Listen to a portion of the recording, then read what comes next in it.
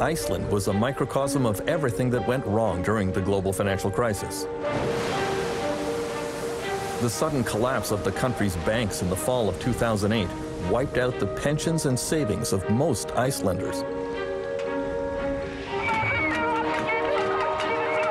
Every citizen was now saddled with a debt estimated at $350,000 per person. Icelanders were furious at the greed of bankers and government cronyism that contributed to the meltdown. In early 2009, some took to the streets to express their dissatisfaction. First, they surrounded the national parliament, and protest leaders appealed to the public to come out and support them. I sort of wasn't very optimistic that we would be able to mobilize the people. But every week, every day, you got such shocking news that completely shook the foundations of, your sense of what was moral. The immorality that was exposed to us was so shocking that people started to come together.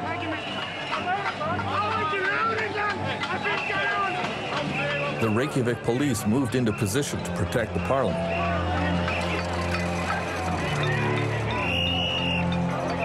Inevitably, there were scuffles. Nothing like this had ever happened in Iceland, and both sides were unsure how to proceed.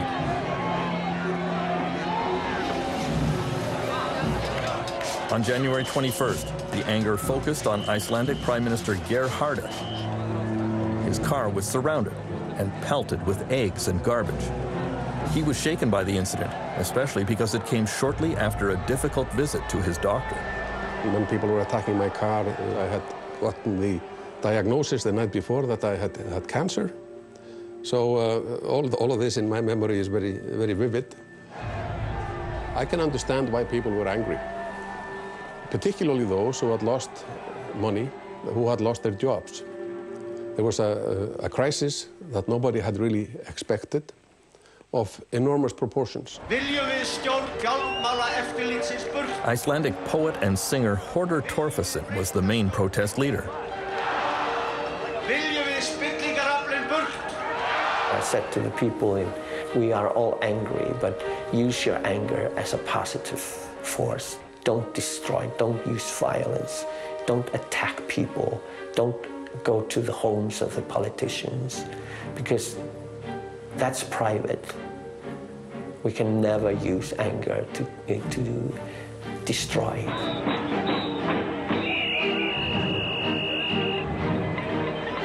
Torfason asked the crowd to go home and get their pots and pans, then come down and serenade the politicians in the parliament. Við þurfum ekki að nota alla þessa peninga. And it was new for Icelanders, ordinary people, to come out and do something sort of illegal, like not obeying police orders and so forth.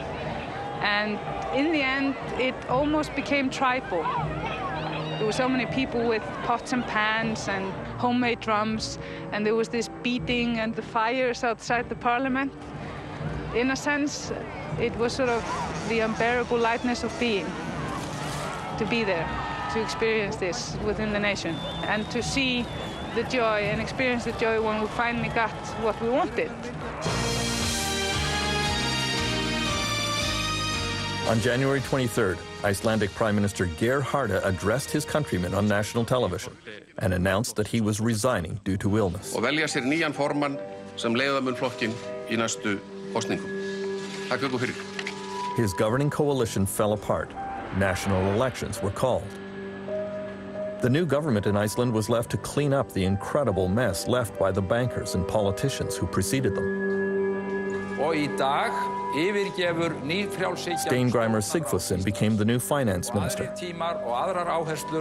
Obviously, the international crises are hitting a lot of countries, but in Iceland it's probably more painful than almost anywhere else, because things were taking to such extremes in Iceland. This neoliberal privatization experiment that was driven forward by greed and bad practices in business had a terrible ending, and now we are paying the price. And like usually, it's not the people that caused the problem that have to tie tidy up afterwards. Many Icelanders feel they are living in the ruins of a collapsed society. Reykjavik police see the symptoms, like an upswing in domestic violence. Here, a woman has called for help because her estranged husband has broken into her house and grabbed her baby in a fit of drunken desperation.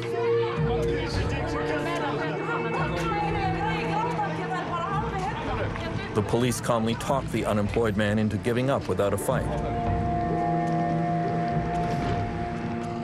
Constable Stefan Einarsson says police here are sympathetic with people who become despondent after they lose their jobs. We're just people like everybody else. We have mortgages and car payments we have to make. So we're in the same situation as everyone else. Protest leader Birgitta Jónsdóttir was elected to the Icelandic parliament. I feel incredibly strange, and at the same time I feel deeply honored to be trusted, to be in there. I will just carry on doing what I was elected to be sort of a bridge or a voice for ordinary people, for the grassroots movements within this building there. As a result of the meltdown, young people in Iceland face decades of high taxes and reduced social services to help pay off the debts run up by Icelandic banks. At this art college in Reykjavik, the students are multilingual, well-educated, and mobile. And there is a great fear that a high proportion of them will just give up on Iceland and move to other countries. Korto Jabali is one who plans to emigrate. Most of the people I know don't want to live here forever. They all want to leave.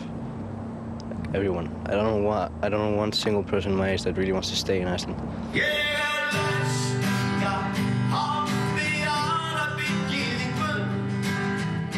Icelandic protest leader Hordur Torfason has resumed his career as a performer.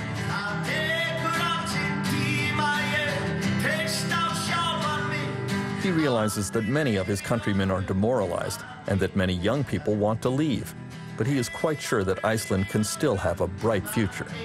I think many of these people, if they go away and they look around in the world and they start revaluing or seeing what really they will come back. I traveled the world, I've seen so many things. I think this society is a very good one, and we have the opportunity to build it up. And I see signs of this beginning. People are really standing together and helping each other.